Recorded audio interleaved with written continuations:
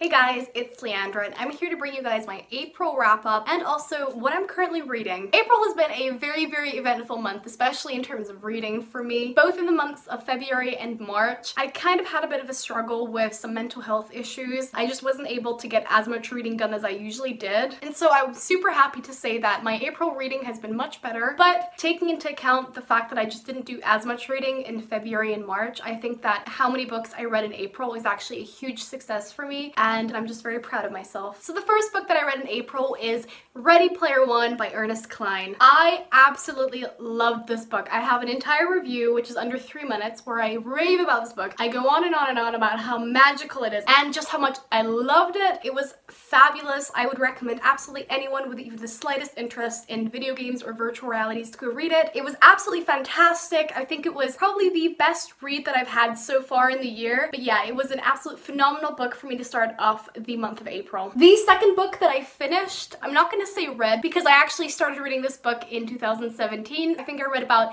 60% of it in April, and that is Afire by Sarah J. Maas. I don't think that I like this book as much as I like Throne of Glass and Crown of Midnight, but I still very much enjoyed it. I just personally didn't feel myself as invested with the characters as I did in the first two books. I think that the plot itself just wasn't as interesting. Maybe it had to do with the fact that I was reading it sort of across several months. But overall, I did really like this book. I gave it 4 stars, and I'm very excited to get to the fourth one. The third and final book that I read in the month of April is A Wrinkle in Time by Madeleine L'Angle. I don't know whether I'm pronouncing her name right. I obviously read this book because the movie just came out and I'm very excited to watch it. I did enjoy this book. I think that there were some things that I just didn't like so much. Most of all was just the way that it was written. Some of it was just written very kind of clumsily. Some of the sentence structures didn't really make much sense. I feel like the plot just kind of bounced from A to B to Z to whatever. But overall, I thought it was a very sweet story, and I'm obviously very excited to see how Disney has adapted this movie. I kind of want to throw in another kind of book that I read this month. It isn't really a book, but I thought I'd like to mention it anyway. But that is actually the first manga in a series, and that is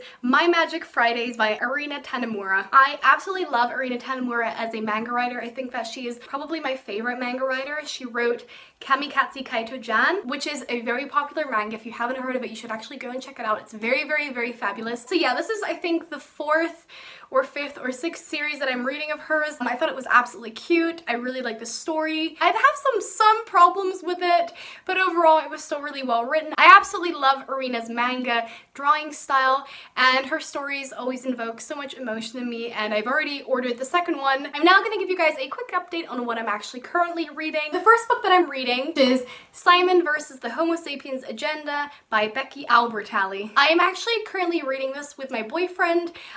He isn't very much of a reader, so I kind of encouraged him to pick up a book with me. We both heard really good things about this book, so we decided to pick it up together. We've actually been reading it since like January because he is such a slow reader and we can only get like a chapter done a week or something. I'm really enjoying it so far. I think the characters are very interesting. I'm very interested to see where the storyline goes, and obviously I'm super happy that this is an LGBT book. Absolutely love it so far, but I will definitely give you guys a review once we actually finally finish it. The next book that I'm reading is Clockwork Angel by Cassandra Clare. I am actually currently reading Clockwork Angel because Emma Books is hosting a Shadowhunters year-long read-along. I know that I'm kind of behind because Clockwork Angel's sort of date time has already passed. Like I said before, I've had a bit of difficulty reading, so I'm about a week or 2 behind. And the third book that I'm currently reading is The Last Mermaid by Shauna Abe. I have literally had this book on my TBR pile for years. I think it's been on there since 2014.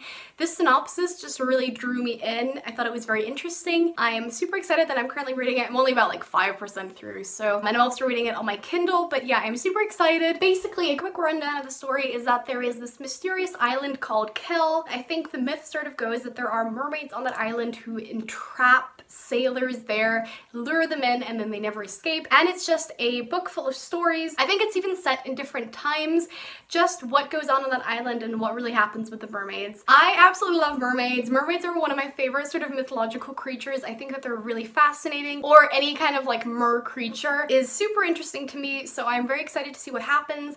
And obviously I love a good juicy romance story, especially when there's a lot of fantasy and mythology involved. Those were my books that I read this month. I definitely have a lot of reading to do.